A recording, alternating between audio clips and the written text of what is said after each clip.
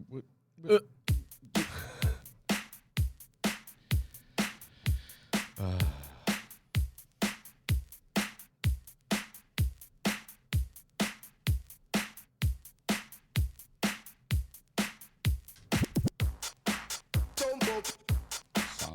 I did.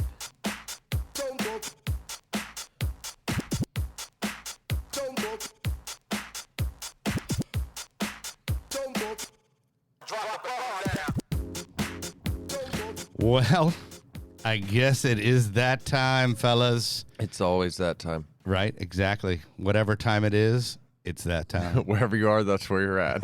There you go, man. Oh, so happy to be here. Friday morning, kind of afternoonish, early afternoonish, maybe. I don't know. Well, Still morning, right? yeah, it's morning. Technically, until 11 o'clock, it's morning, correct? Wait, no, and technically until noon, because it's not afternoon until afternoon. That's true, but what is early afternoon?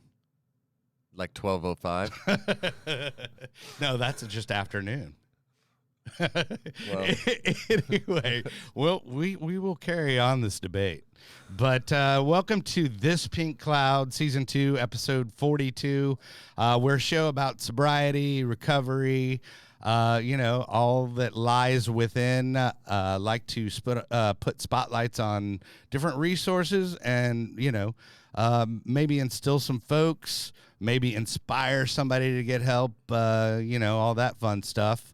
I am DJ Kelly Reverb. As I like to say, I'm Kelly Reverb, and I identify as a DJ. And that is my good buddy, becoming one of my besties. We're beefy land all the way. But that is Dylan Kingston with Skate Straight. He is a smart recovery facilitator and a rad skateboarder. And by the way, Edub never sent me that video of you. I was going to play it today, of you getting rad, so people don't just think you're a poser. I might be a poser, but no, I'm just kidding. I'll get a clip. I'll get some clips put together for next No, but week. I just want to say that Eric Wilson did not send me the video. Eyes on you, Eric. Yeah, there you go. Hey, but sitting in with us today, I'm excited to have this guy in. I met him at the TAP meeting, which we'll get to what that stands for later. But this is Mr. Scott Weisenbacher, or Weisenbacher, right? Weisenbacher. I even messed it up, dude. Yeah. I even talked to him about it before. Like 5 minutes before the show, and then still. Yeah, still sorry, man. I apologize. I'm making amends right now. That's all right, DR River. There you go, dude. He's got jokes. I like it. Hey, but he is with Solutions of North Texas, which is located in Denton, and we're going to talk all about that. Real quick, I want to hit our sponsors, which is summersky.us, and that is 888-857-8857. Once again, summersky.us, 888-857-8857. They're a lovely place in Stephenville, Texas, where I got clean and sober. And if I can do it, really, anybody can do it. For real. Also, if you're looking for a sober living, there is our friends at cardinalhouserecovery.com, and they've got about 3 spots. And that is Josh W. Jordan. And that is cardinalhouserecovery.com, and reach out 918-998-4223, 918-998-4223. It's a sober living spot where they run a good program, good accountability, and if you need that long-term care and somebody to look after you and tell you what to do. Sober living was my saving grace for sure. Right, dude? Well, you Oxford housed it. Yeah, but, that's it's but it's technically a sober living, you know what I'm saying? And right. So that was the key to my success, I believe. So cool, dude. Well, resource. I think a lot of people, I got lucky so far. Yeah. And I was just like, okay, dude, I'm done, man. But yeah, if you had that where it's a lifestyle, it's tough to go back and stay back. Well, yeah, I started so young. I didn't learn any of those adult, I didn't learn to be an adult before I started getting, you know what I'm saying? And sure. I didn't grow through an adult, I was a child, started getting high, and remained a child. Right. Yeah. Hey, well, there's that whole arrested development piece of the puzzle, which Yeah. I'm like, I think I'm about maybe 25 now, but in a 50-plus-year-old body. But by the way, nice shirt you have on, Dylan. Thanks. Nice shirt you got on over there. Oh, thank you. Hey, by the way, guys, if you're looking for these shirts, somebody actually sent a request in for a shirt from California. Sick. I'm like, hey, I guess people watch. It's the reach is ever growing. Exactly. But if you guys want shirts, you can just go to my website, which is djkellyreverb.com/shop. We've got the I went to rehab and all I got was my life back, and then the standard pink cloud, and then the there is no magic pill for sobriety, because if there was, we would all take too many. The one with the fun rainbow on it. Yeah. I got asked the other day, they obviously didn't read this shirt before asking this question, but they asked me if this was like a wrestling shirt, because, they beat each other with chairs like this. The guy was like, "Oh my God, dude, where'd you get that wrestling shirt?" And I was like, "Well, I'm like wrestling, but not with other people." I'm wrestling with Rick. My demons. Yeah, right. Right.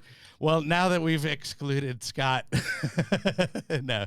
Hey, man. So a little backstory between us. We met at TAAP, which stands for Texas Association of Addiction Professionals. Okay, so I'm in there trying to front, actually just promoting the show and looking for guests and all that good stuff, and looking to network and all that good stuff.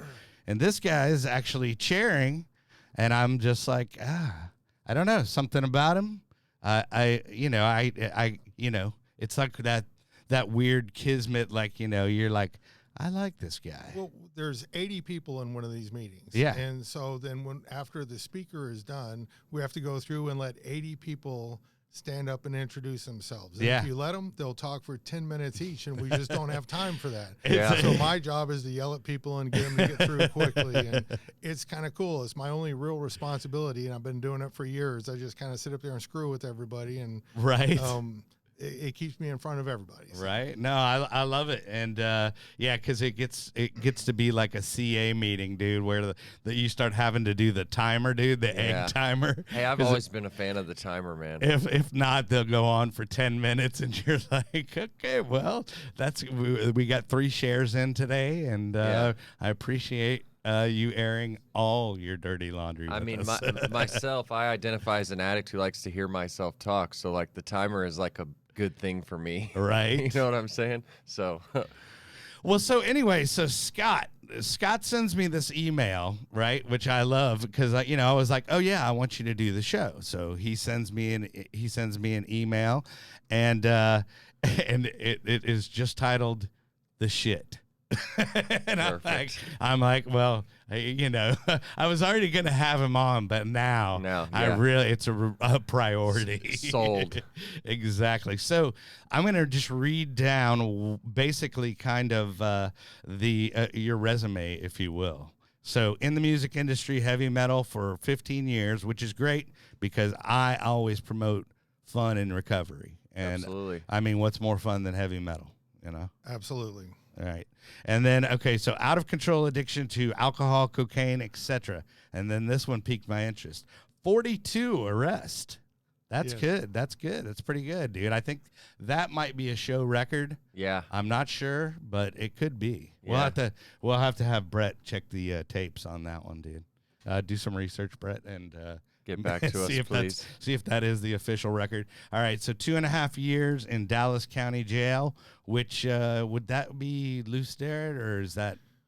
At the time, there was 8 different buildings that made up the Dallas County jail system. Lou Sterrett was one of them. Okay. That's where you process in and out of. We called it Uncle Lou's place. Yeah, well, Lou's on the levee. There is a place I spent the most time where I sat 9.5 months at one point is an old hotel. Okay. It was called Decker. I don't think it's open anymore. It became a halfway house of sorts for a while, but it was an old hotel, and we called it the Cadillac Jail because the rooms didn't have bars on them. You were just in these old hotel rooms. And Oh, across wow. The hallway was like a kind of like a group room or something. Yeah. And then, there was several bunks in there, but you could sit there and watch I-35 Right. because it's right up the street from the main jail, right across from the American Airlines Center. Sure. And we would just sit there and watch the world happen while we were sitting in jail. Right. But in Lou Sterrett, you didn't have that. Right. Yeah. Well, Yeah. you had it sounds like you had some nice accommodations. So it's kinda, like more except- like a trustee camp.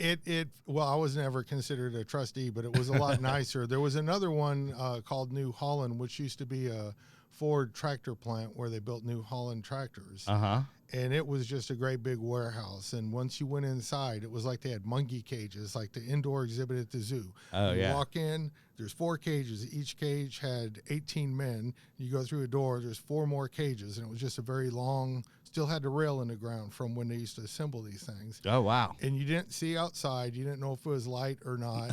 That's always. That's how, I love a little sensory deprivation in incarceration. Yeah, that's always how it is good. in like what is that jail that I think it's Arlington, something like that. That's how it was in Vietnam. They call them the bird cages because Right. that's what it is, and they just keep, and it's like a warehouse like that. I don't know if it's the same place, but it's a warehouse. Did they have lights that they would like at least daytime lights that they would turn on and And off? about 4:45 in the morning, all the big fluorescent lights would kick on. and you go, oh, it's morning. Yeah, right. And it stayed on until about 11 o'clock at night. Oh, Yeah. wow. And at that particular time, Martin used to be on TV about 4 to 5 times a day, every day, and that's what we watched. We're going back to, he's talking to Martin Lawrence. Well, they show, were- just Yeah, I in know. case. They know were what Martin reruns. is. They watched that, and they watched Cops. And oddly enough, everybody in there would cheer for the cops.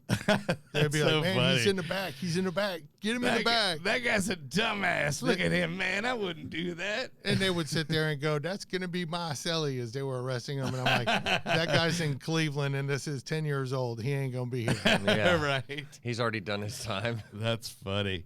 But then I love this, and you would be considered an old timer in the rooms, which you have been sober. Your sobriety date is 9/20/95.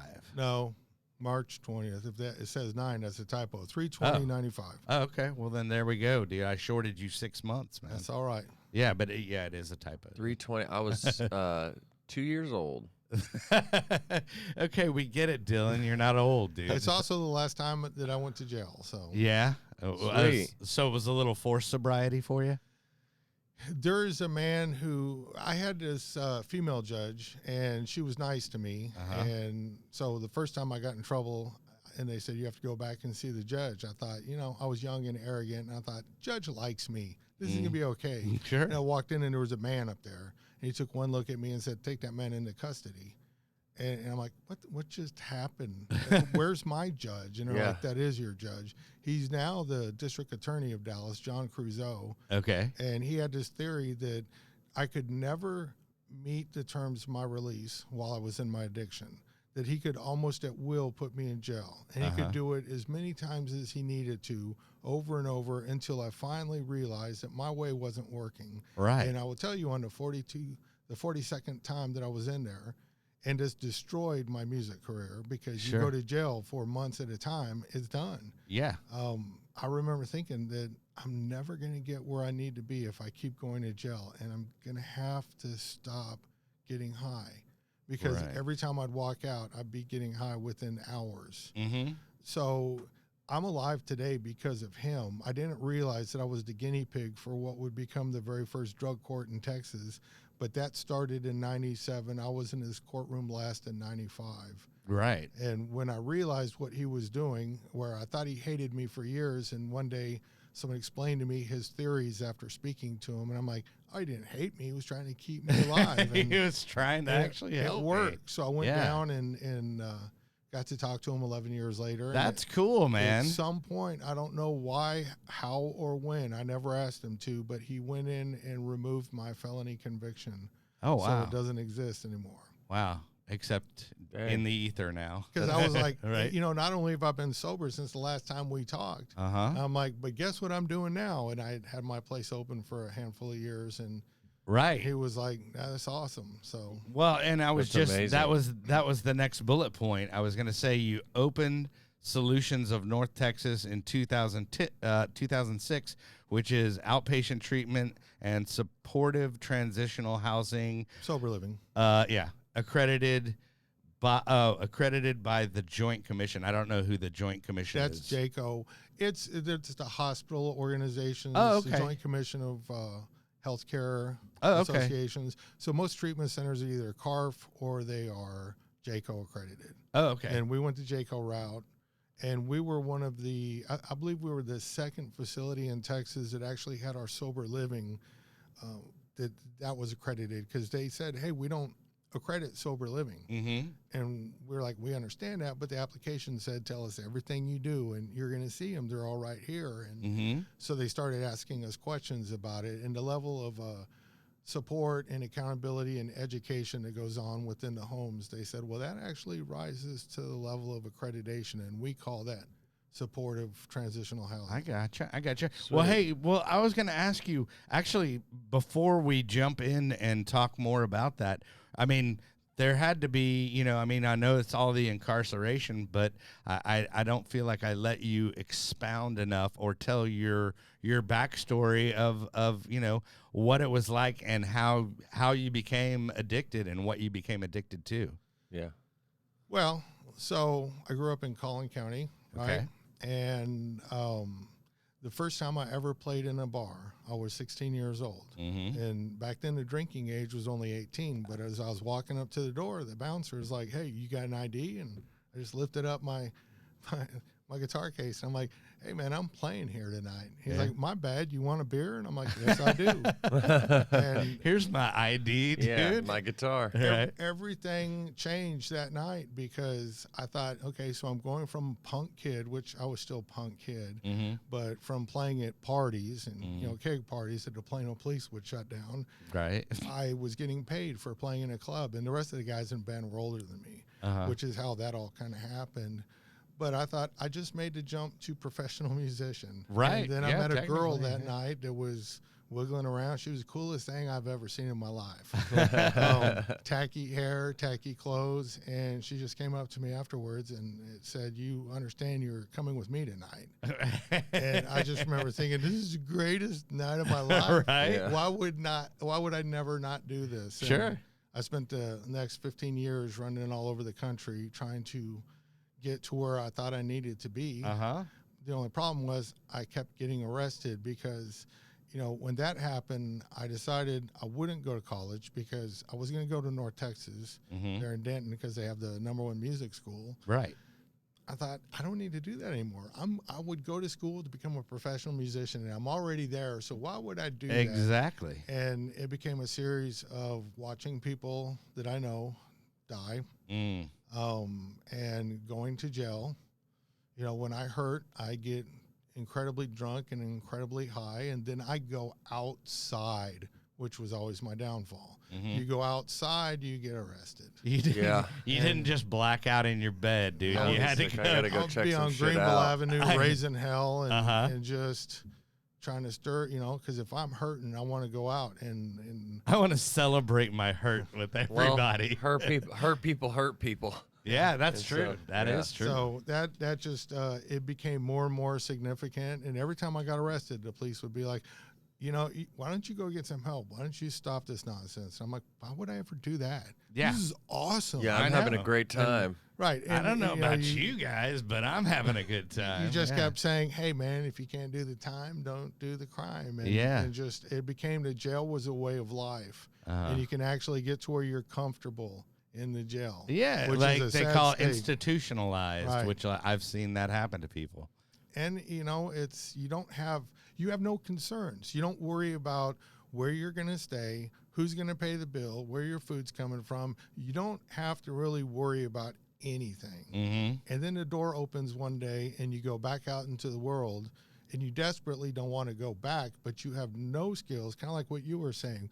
We never grew up. We We got thrown back out in the world, and that door swings open. It's really no different than the treatment door swinging open. Mm-hmm. You're in a safe environment, although treatment being much nicer and better food. Sure. But that door swings open. You go outside, and ready or not, here's the world. And what's across the street from the county jail? The liquor store. Oh yeah, Of 100%. Was right down the street. Girls walking the corner slinging dope. Right. There's everything you need in the shadow of the jail. So Yeah. For sure. Yeah. Oh, yeah. It is kind of funny because if you think about Lou's now, there's a bunch of shady stuff going on. It's all bail bonds. Well, that's shadiness. Yeah, that's pretty much. I mean, and that's pretty much in any city wherever you go, right around the jail. You know what I'm saying? It's Yeah. almost like they like set that. I mean, it's just like when I was getting released from prison and getting taken to the halfway house. The halfway house is in the part of town where I jump off the bus and I can either go into the halfway house, or on the other side of the street, dudes are like, "Hey, yo, I got dope this." house. Yeah, it's like,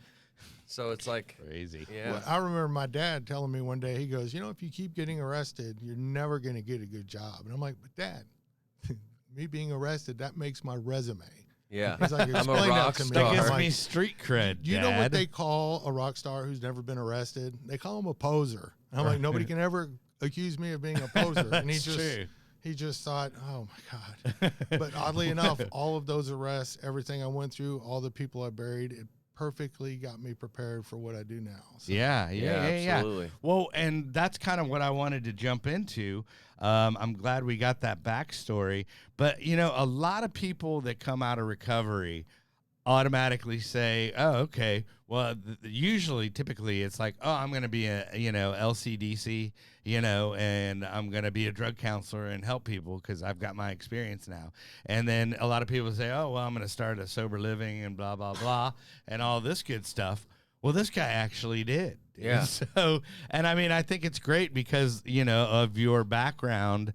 I think what actually inspired you to do it? I mean, like, what was the sequence of events that made you go, oh, I can do this? So on the road, you're not a good boyfriend to anybody. Right. And you don't just go to Dallas County Jail. You get to visit the jails in various cities across the country. Right. Well, by the way, I have to ask you. So, what was your favorite jail, or what was the most interesting or crazy jail story? The jails all look the same. Yeah. I mean, the food is about the same. Mm-hmm. I spend a lot of time going into the Denton County Jail, and I will tell you that is the nicest jail I've ever been in. Right. Yeah, they have like for trustees and stuff. They have a like where you can have they have washer and dryers, and you can wash your own. Oh, that's clothes. in all the pods. Yeah, there's an Xbox in there if you behave. Oh, you wow. can play that. Wow. Okay. And so it's nice, and there's an officer in there with you, so you're safe. Wow. That's good. So you don't have to worry about dropping the soap. Yeah, I always heard. I've never been to Denton County, but like I did my jail travels, and people always talk about, oh, this jail's this, and they got this, and this is how this, and Denton County always. I always wondered if somebody should do like a Yelp review for prisons or jails and stuff. Like, you don't want to get arrested. Hunt County, that's off the table. Yeah. But Denton County, try there. Well, and when they had 8 different buildings, it was the luck of the draw. Right. Are you going to go? You go through classification, you find out where you're headed. Yeah. And you wanted to go to Decker because you could watch the trucks drive by and count. Okay, there was 300 Budweiser trucks in the last 2 hours. I mean, you're just bored. You got nothing else to do. Right. You don't want to end up in a place without any windows. And in Dallas, I don't believe it's open anymore, but there used to be a place called the Government Center. Mm-hmm. If you fought, if you were angry, you got sent to the Government Center. Okay. Everybody there was angry, pissed off, and mean. And so it wasn't where you wanted to spend a lot of time. Right. So do you hear that, kids? If there's a lesson to be learned, go to Denton County and get arrested. Yeah. But, okay, so anyway, sorry for derailing. So anyway, all those years, I didn't have good relationships. I got married. I got divorced pretty quickly after because I was a bad husband. When I got sober, I got married 2 years afterwards. And then one day she was pregnant, and I thought, so this is like my heavenly reward for being a good boy. Mm-hmm. And I haven't done anything. Well, the problem is that she still had a raging addiction, but this was now not through the dope house, but through the doctors. Mm-hmm. And she had a miscarriage and ended up committing suicide. Oh, wow. And at 4 years of sobriety is when that happened. Everything turned upside down. Everybody thought I was going to use. I ended up going to this little treatment center out in Greenville, Texas, out in Hunt County. That's not there anymore. It used to be called the Green Villa. Okay. And I would talk to guys once a week who were coming out of Safe P, which is jail treatment. He's been there. Yeah. Right? Terrible. Substance abuse, felony punishment. Right. They teach you how to complete Safe P, not make it in the world. Right. And so I would go and talk to these guys. We did not talk about what I was going through. My whole world had fallen apart. And I'll tell you, I was angry and pissed off for months. I would go to work. I would go to my one meeting a week. I would go to this place and talk to guys in treatment. And I would go home and basically cry. Yeah. I can see it. And That's heavy. that was, 20 years ago. Mm-hmm. It was a little more than 20 years ago. That was a big, devastating deal. I mean, it doesn't get any closer than that, but I started paying attention to how many of us will commit suicide, and it's a bunch. I started looking at the guys walking out of treatment and watching them fall flat on their face, just like the guys coming out of jail. Mm-hmm. And so I started getting involved in trying to find places to put people so that they had a fighting chance. Sure. But what we had in Dallas was some crappy little sober houses down by the dump that were where all the dope was. Mm-hmm. There's Oxford houses, or has been for a long time, but it's kind of hit or miss. If you get into a good house, it can be a great experience. Yeah, it is house by house basis. You get into the wrong house, it may not. Right. So the only other option was to go to California and spend a whole lot of money to be at one with the ocean, and which isn't the real world for us anyway. Yeah. And I'm like, somebody needs to show them how to get back to work, how to stand on their own 2 feet, and not just go to meetings, but actually get through the work, start working with other people, and how to actually reclaim their life. Yeah, like reacclimate to life. And, So a lot of things that people don't realize is, at our arrested development, we don't really develop those life skills. A lot of us don't because, I mean, shoot, you were in and out of jail, and like you said, you had no responsibilities. Right. So, yeah. And there just wasn't what I was looking for. And reluctantly, because, I didn't really like people. At this point, I kind of hated everybody. I like it. And I nobody was doing what I thought needed to be done, especially They weren't doing it the right way. Right. And there was very few places in Dallas, and the ones that were here were very expensive. So I decided to open up one. It would be a nonprofit. It would be affordable. If they were willing to go to work at minimum wage, that they would be able to pay to be in our facility. And I thought it was going to be much smaller. But, for a long time, I thought I needed $365,000 because that's I made a little budget and thought that's what I need. I didn't have that much money. Sure. So I started it with $4,500 and I just went for it. And I thought, if I go broke, I've been broke. I mean, I've lost everything I own 4 different times. Right. So I can come out and I can go back to work and I can figure out what went wrong and start it over. But that was a long time ago. And since then, I've taken part in helping people, either directly helping them or supporting them in sharing information with a number of sober houses. You mentioned Josh. I know Josh well. Yeah. I know Scott out there at Summer Sky. Yeah. But I started Scott trying Kelly, to get to know the everybody guy. I could, and I tried to be as helpful as I could with as many people to get more places open. Because we need more, not less. Sure. Yeah. So that's kind of how I got started and why I got started. We let a family member pay their first month, but everybody goes to work, and I've put over 14,000 people to work. Wow. And they pay their own way from that point forward because we have to learn how to stand on our own 2 feet. Sure. Or we're not going to make it. Right. I mean, that's not everything, obviously, but that is a significant piece. I think that's a huge piece, is having a responsibility and a job to show up to, and then to actually have like a little sense of pride, having that job, I mean, if it's something you remotely like, I mean, I suggest you actually like it. Do you the fulfillment I got from when I moved into Oxford, right? Like, my family paid my first month. They were like, this is the last money we're ever going to give you. It's sink or swim. I called my grandmother, my mom, my aunt, everybody, the first time I did my own laundry and I didn't fuck up all of the clothes that I owned. I was so stoked, dude. Those type of things, like you said, getting back to work and learning to take care of yourself I was babied my whole life, I never paid bill, whatever, right? And so when I did that, that's like the like those little things. They're what kept me pushing to be like, Right. I can do this. I can do this. You know, as of where before I was living on grandma's couch, everything was there. I needed food. My clothes got washed. All that. Prescription pills. Yeah, I didn't need. There was no reason for me to try and push myself to. Sure, yeah, yeah. I You know? mean, we are all like at some point kind of enabled, I mean, and I guess that's kind of what it is. But you can't really fault your family for loving you and wanting to take care of you. Yeah, absolutely. But that's a whole other episode right there. Yeah. Is the setting boundaries and stuff like that, because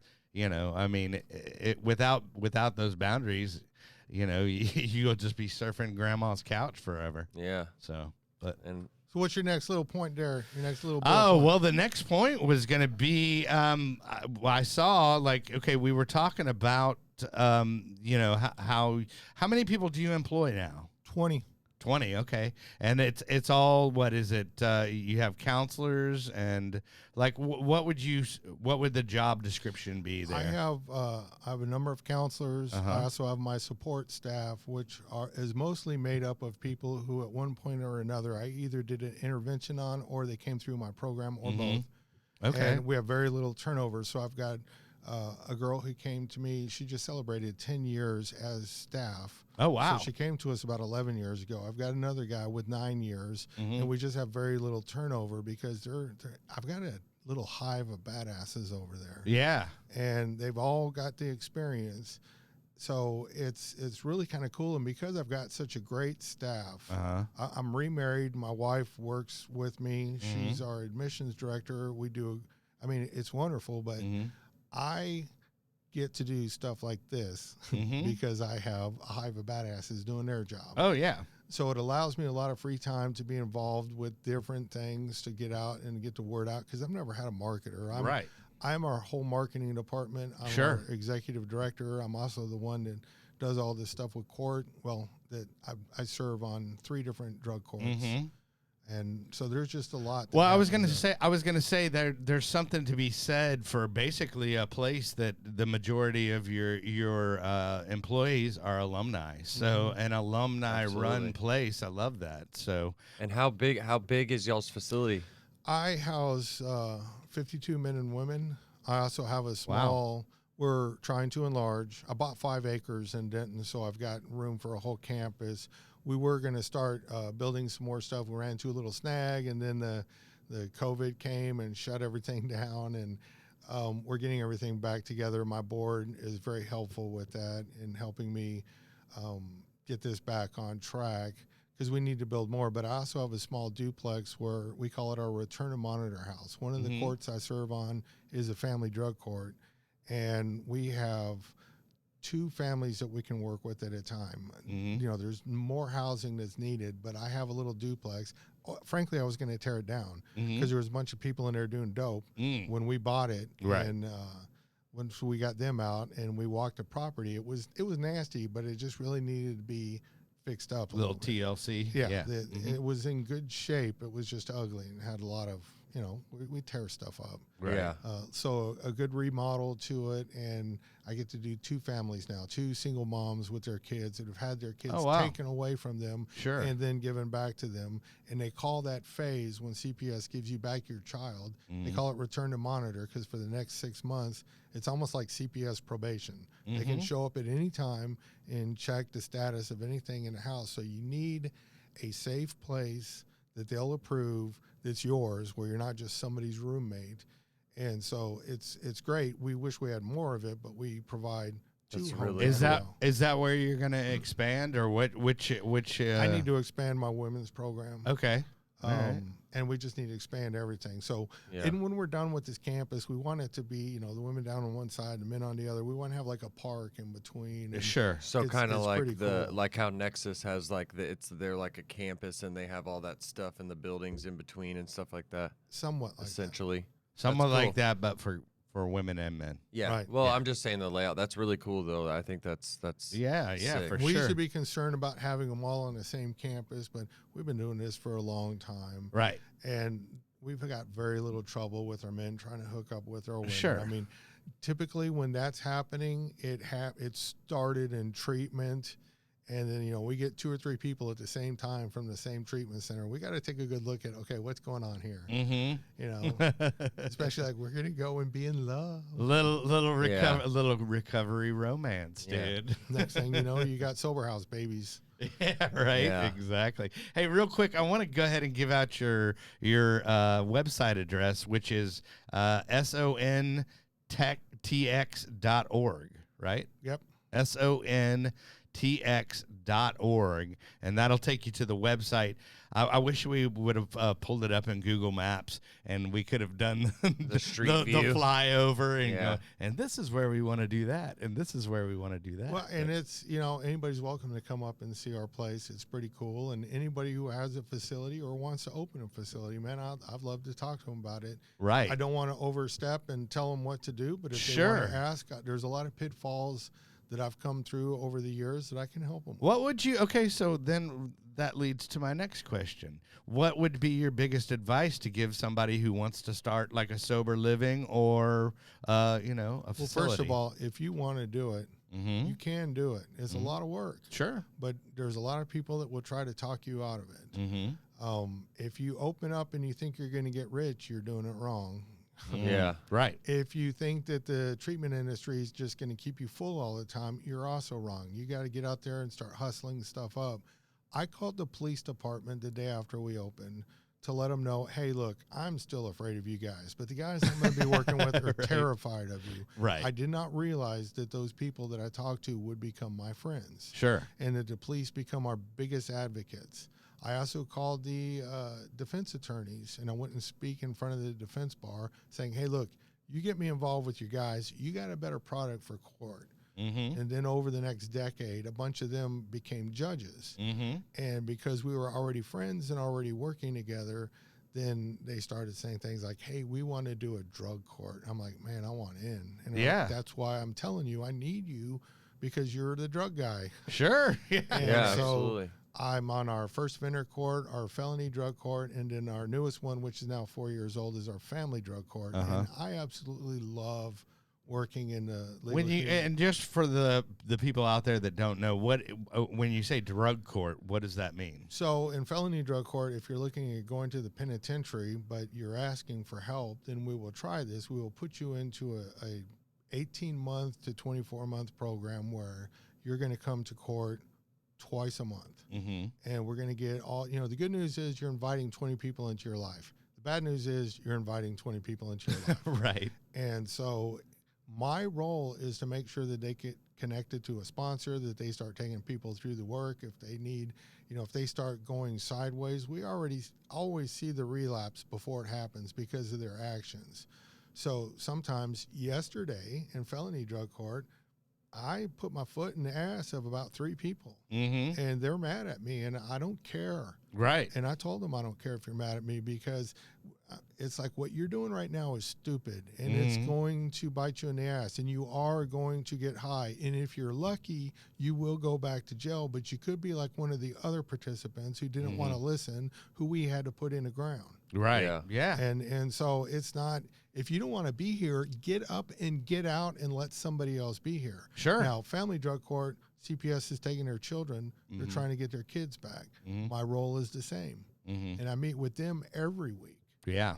Every Thursday we get together and we talk, and Yeah, it's sometimes got to be really good, and sometimes I was going to it's say pretty that rough. can get hardcore when you involve kids and stuff like Right. that, and Oh, go, yeah. hey, man, you're not working, your program or what you should be doing, and I'm Whatever leverage Yeah. gets them through the door that gives us the opportunity to work with them. Sure. And, at least give them a fighting chance, because people who came to me a decade ago who didn't stay may go back out there. In fact, one of the guys that works for me left, he's like, screw you guys. And he left, and he had to go to prison twice. yeah, And then he got out and he just said, I don't want this anymore. So he came looking for me and he found me. And right, I started working with him, and then a spot opened up about a year later, and he ended up working for me. And just this last week, him and his wife, who both work for me, they bought their first house. Oh, that's great. I mean, that's the good stuff. Yeah, sure. You know, he was thinking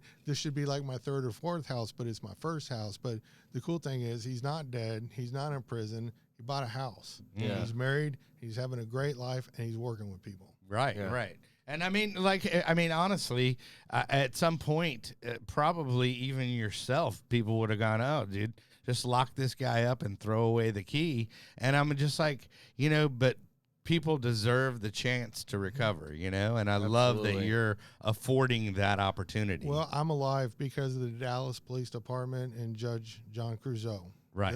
That's why I'm alive, because it was not in my interest to stop using, or I didn't think it was. Yeah. I just needed everybody to leave me alone so I could go ahead and sign that big deal and buy a mansion with a big gate, keep everybody the hell away from me. And then you start understanding why people have become a recluse. You're just, when you're deep in your addiction, you're like, I just want everybody to leave me alone. Right. I just want to be, the only person that's important is whoever's sitting next to you on a couch that you're doing dope with. Mm-hmm. That is like your whole world at that moment. And that moment may last 3 or 4 days or 3 or 4 years. Right. It just depends. Right. Yeah. Oh man. So we had met at TAP. So what? So it's the Texas.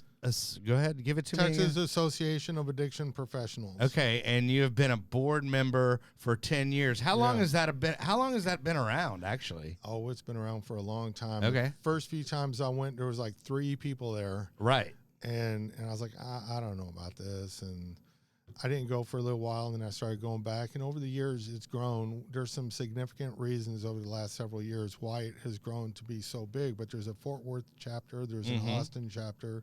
There's a Houston chapter. I think there might even be an El Paso chapter. Okay.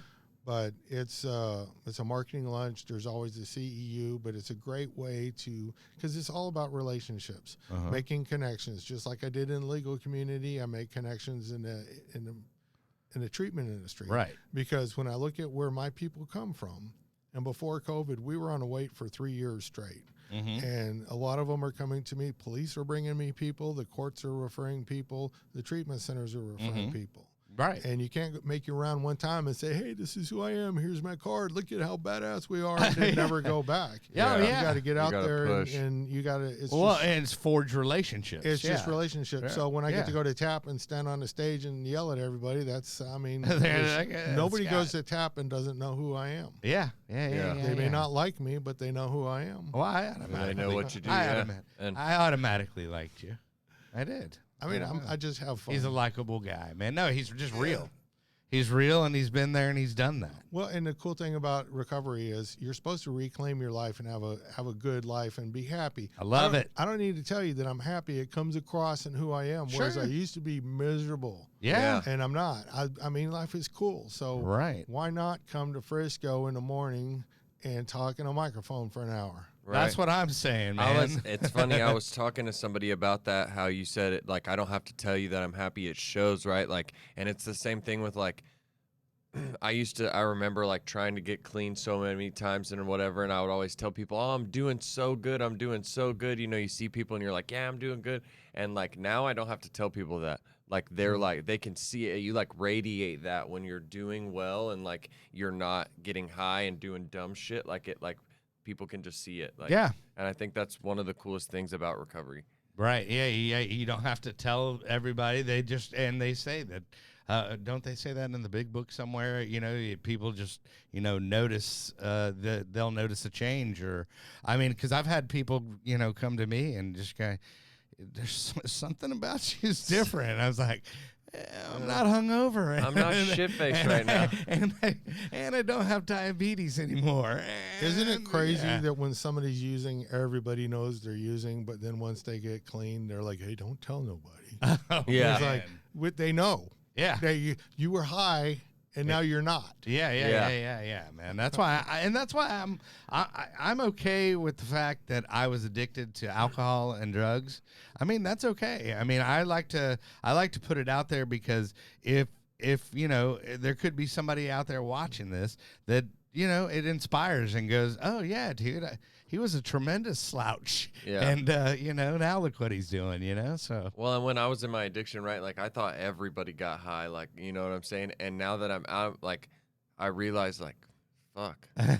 Not everybody does this. And like in recovery, like we meet people in like we find each other. Like I went to the new chiropractor for the first time last week.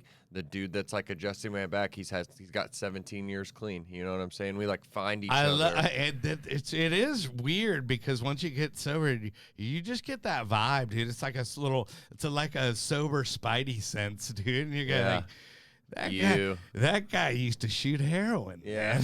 Man. He's in recovery, man. Hey, but okay, and then also on here, I noticed you, and I love the title of this, but you published a book, and it's called "How to Get Your Kids Off Drugs." Yep. I love that. Cool. So that's cool. That's about the families and all the mistakes that they make, and it walks through the whole process, whether they go to treatment or they go to jail, the different things to look out for. It's really just informational. And I think it's good because I wrote it. hey, let's be honest. But it's is it still available? Yeah, it's on Amazon. I'm an Amazon search result. There you go. Sick. I like it. Now, is it an audiobook as well? No. You need to have the audiobook. I was going to record it, yeah. but I get so busy and I just never did it. I may still do it. And I've had people go, I can do this for you for just X amount of money. Oh, for a nominal fee. And I just, do you ever, like you listen to a book or something and you hear the voice and you get this picture in your head as to who they are. And so you're listening to the voice, guy sounds like James Earl Jones. It's like, and then we moved on to the next phase. Sure. And then you hear, hey, this guy's speaking somewhere. You want to go see him. And he comes out and he's like, hey, everybody, how you doing? And you're like, oh, that just ruins it. Right. Yeah.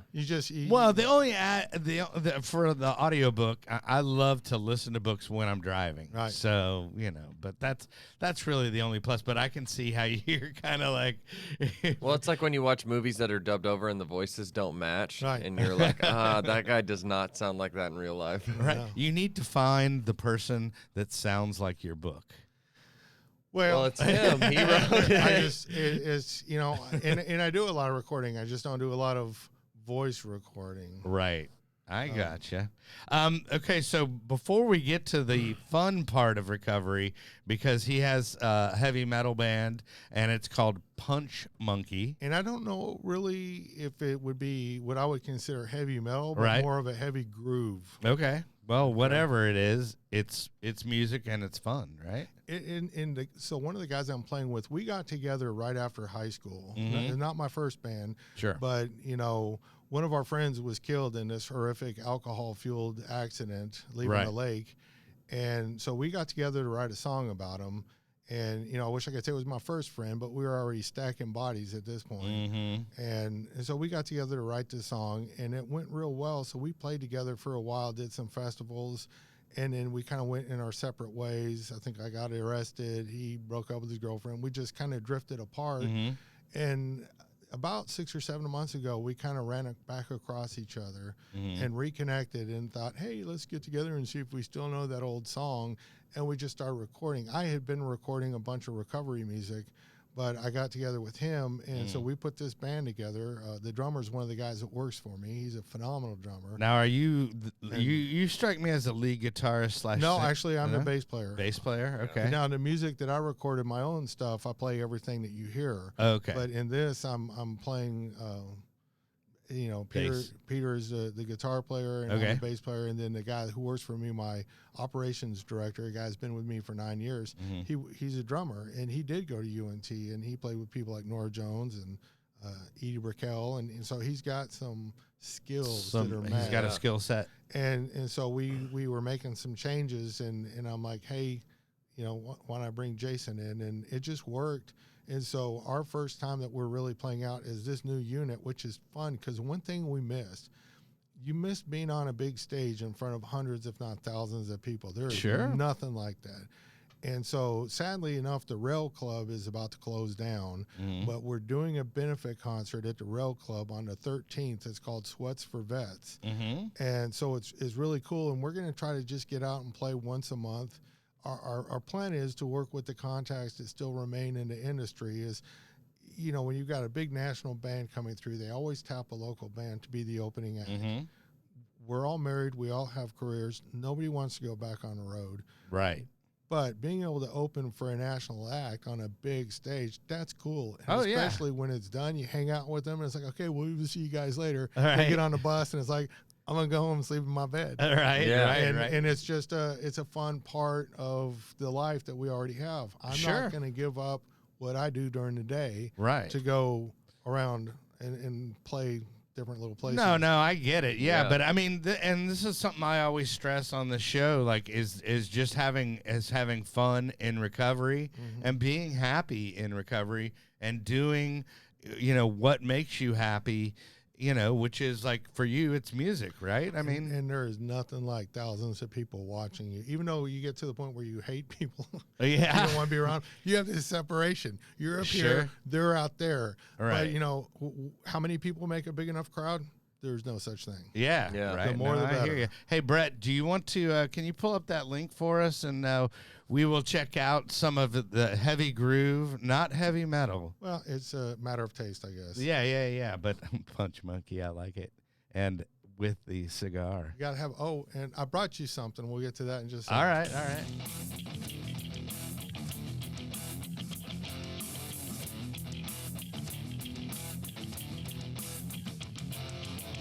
We build an empire of trust, yet fear no future.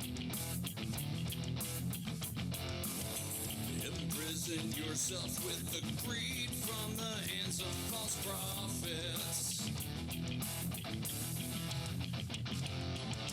You claim you won your freedom by the sound of a trumpet. Thinking we won the war, but it hasn't begun yet.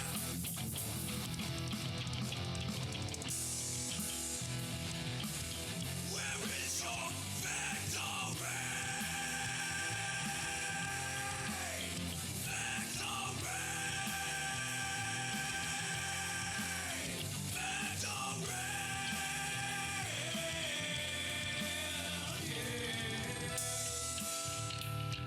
Well, cool, man. I'm not gonna play the entire song. I don't want to, have to pay you royalties and all that stuff. Oh, but no, here's but the I great mean, thing. All the music is available for free downloads because Okay. we want to play and we want people to hear the music. Sure, yeah. Oh, yeah. And I mean, I think that's kick-ass that you own this company, you start this company, former, addict and all that stuff, and you start this company, and then, you still make fun. Oh, nice. I brought you a monkey smoke, Sweet. Let's see. and there's a little QR code on the back that takes you to where you can download all the music for free. I like it. I And like so it. I as will. we finish stuff, we're going to have more and more available for download, all for free, because we just want to have fun. Right. And we like it. We're good. We enjoy it. And Sure. Why not? There you go. That's It's what like I'm. having a double neck guitar. That's Does anybody need one? No. right. Why do you have one? Why Because not? you can. Yeah. Right. And so one of my hobbies is also building instruments. So I built a double neck with a bass and a guitar. Oh, nice. that's and cool.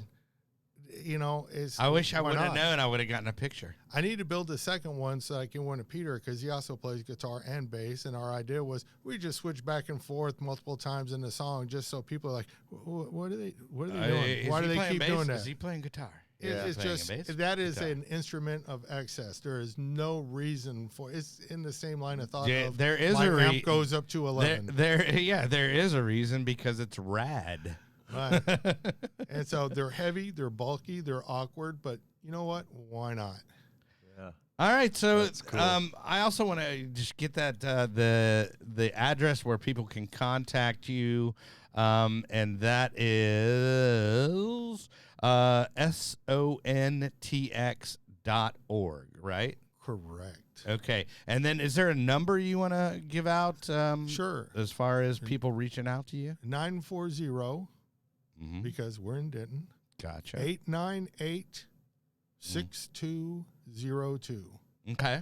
And there's I say I have I house 52 men and women. I also have right now about 95 people in treatment services. So some of the folks that are doing treatment with us are actually in our facility residentially, but a lot of them, They just need the IOP or whatever, and they have somewhere to live. So it's a mix. Right. You do not have to do both. You can do one or the other. I think they work together great. But the fact is, and the whole reason we started is, there are some people who are never going to be able to afford treatment. And I so if understand they that, come yeah. into the sober living facility with the program we have in there and everything that we're doing, they can get well. Mm-hmm. Yeah, I agree. So We actually added the IOP because I had 2 different district judges in the same week corner me at the courthouse and go, I need you to do this. I need you to add an IOP and as it's well, like, by the Oh, way. okay. And now that seems to be the thing to do. I mean, we did it years ago. Now you have a lot of sober houses adding the IOP, which I think is a great deal. And if I can help somebody get that stuff done, I'll share information with them. Yeah, I have a experience with IOP. Like, I did it. I was forced to do it a lot when I was arrested and things like that. But here recently, I made the decision. I had like a little slip, and I made the decision to go through an IOP, and it like got me right back on track. It got me attached with some like counseling and things like that I needed to further like push my recovery. And I loved IOP. So let me tell you something real cool. Mm-hmm. There is one of my board members, and he's become a really good friend of mine. Mm-hmm. Years ago, they did a news story when 8 kids in the wealthy part of town died from a heroin overdose. Sure. They did a news story. They spoke to me. Then they cut over to, at the time, he was a sergeant over narcotics in the sheriff's department. And the way they cut it up, it looked like we knew each other, but we didn't. And we found each other, the next day, and we've been friends ever since. He actually got his start in treatment Mm-hmm. and then moved to law enforcement. He was working with the Texas Youth Commission and decided, I need to solve the problem. But we have been able to tap into using drug seizure funds to pay for treatment for people who are in the specialty courts. I think that's kick-ass. I think what a great idea. I think we're the first county in the country that did that, which we thought surely we can't be, but he does his trainings, and everybody was like, how did you guys come up with that? Right. We're also trying to turn 2 of the pods inside our jail into treatment centers. We have to wait for COVID to stop. I would love, that's a great idea. There's just cool stuff, and it would basically be everything we do in a to-go format, so that when these guys and girls are walking out of the county, right, they've been through the work. They've been through the job search program. They're ready to go out and put their life back together. Not, here's outdoors. Try to make it this time. Mm-hmm. Yeah, take the stairs up to that door and you're out. Yeah. Hey, real quick, and you were talking about law enforcement. I love what you do as well. Current president of the 100 Club of Denton, which you raise money for fallen and injured police officers. Right. Pretty funny for a guy who couldn't stand cops. Yeah, right. And now some of my very best friends are, and they do a banquet once a year to raise money, and I got involved, and it's the coolest, man. Yeah. Just having all those relationships allows me to go places and do things that other people haven't been allowed to do. And me and my friend, the captain from the sheriff's department, his name's Captain Davis, we want to go to other communities and show them how to put together these collaborations, because the treatment industry and the sober houses and law enforcement, they've always been on opposite sides. Yeah. They don't talk to each other. I mean, treatment and sober house do, but there's a division between them and law enforcement when there shouldn't be. I agree. But they should be they can working work together. Yeah. But you have cops who feel like, well, it's a slow burn making a change like that. Yeah. It's a paradigm shift. Every community has somebody that's willing to open a sober house. If you've got somebody willing to open a sober house, and you've got a judge or a sheriff who's willing to try a program to help people, then you can fill up as many sober houses that are out there if you just collaborate with them. And they don't have to understand what we do. They just have to know, it's like, look, I don't get it, but you seem to be able to work stuff out with these people. We've arrested them a dozen times. You speak their language. Right. Right. It's like, we thought by arresting them 2 or 3 times they would stop, but they don't. They just keep doing it. And eventually they find them dead. And the cops, contrary to popular belief, they want to see us get well. Right. Yeah. And it bothers them when we We're die. we're a lot more paperwork for them. But I just think, and I was always so rude. Yeah. It's like, screw you guys. Yeah, well, they were telling you to go to your room, dude, and you didn't want to hear it. Exactly. Yeah. But I can't thank you enough for coming out. Is there anybody, I always like to give you an opportunity to shout out, or, I mean, if you want to plug your facility, please go ahead. Well, I love our facility, Solutions of North Texas, but Judge Tiffany Hertling, Judge Steve Burgess, and Judge Brody Shanklin are the judges that run the specialty courts that I serve with, and I know all of our judges, and I appreciate all of them. Right. Those three run those programs. I love those programs. Our sheriff has been very helpful in helping us get this all started. His Sheriff Tracy Murphy. And then, of course, Jeff Davis, one of the captains, has made this all possible. Without those people who were never in the drug land, Oh, yeah. without them, half of what I do doesn't happen. Right. And, of course, they feel the same way about me. Without me, half of what they're trying to do doesn't happen. So we all have that ability to work with other people. We just have to be nice. And what does the program teach us to do? Be tolerant, be nice, get along with people. It's our job, because even if you can't stomach getting to know people in the legal community, you get over yourself. You do it because they are the key to all those men and women that are incarcerated that desperately need our help. That if we're not there to help them, they're going to end up dead. And what, we're going to sit at home going, Yeah, well, and I like mean, those guys. I love it because I'm all about, I always say, uniting the tribes, or basically putting resources together and having them work in a symbiotic relationship. Yeah. So I think that's good. And also, I always like to thank people that are in the recovery industry, because I mean, sometimes it's a thankless job, and sometimes, it's not the greatest, but I want to thank you for what you do. It's leaky and smelly and indescribably wonderful. Yeah, exactly. Well, Dylan, thank you for coming on. I know you will be off next week. Next week, we actually have Steven Vega from the Phoenix. Of course, you're aware of the Steven. Phoenix. Yep. Yeah. So I'm actually having him. He always likes to be behind like the Wizard of Oz style. He doesn't like to talk. I'm going to make him talk in public about himself. Sick. So I'm excited for that. But I'm excited, and I know I'll see you around at some of the TAP meetings. But I'm glad, I got to meet you, and I'm proud of what you do. Yeah. Thanks. And if somebody else wants a monkey smoke, they need to come to the show on the 13th, and find me. I'll have a bunch of them. Okay, and where's the show going to be? It's at the Rail Club in Fort Worth. Okay. And it's the Sweats for Vets benefit concert. Okay. So it's a great deal. We're raising money for the vets. We're not really making any money. Okay. And it's the coolest. So. Okay, well, cool. Yeah, Hey, and go ahead. Sorry, Yeah. You're in Denton County, right? And Yep. so Skate Straight, the group that I'm with, I do a lot of stuff with. We just opened a Denton County meeting, so they're right out there by Roanoke Skate Park. That's where they have the meeting at the skate shop. So this is a great thing to tell Josh and them, so that maybe if there's some people looking for some help, we can shoot them your way. We got a little skate shop up in Denton, open up in an old little gas station. Yeah, Denton Skate Denton Supply. Skate Supply. Yeah, those dudes are cool out there. They got We got the coolest stuff in Denton. yeah. I like going downtown, Right. like the square. And Well, stuff okay, like that. It's cool. so I guess from this entire conversation I've gathered, if I ever get in trouble in Denton, Texas, I'm going to call you. Yeah. Because He knows everybody. He knows everybody. He's the unofficial mayor of Denton. Yeah. I like it. But thanks again for coming on. Hey, guys, don't forget our sponsor, summersky.us. That is 888-857-8857. Summersky.us, 888-857-8857. They're a lovely spot out in Stephenville, Texas, and they sponsor the show. So, and they got me sober. So love them. Shout out to them. Be sure and join us next week. We also have coming up, we were touching on suicide.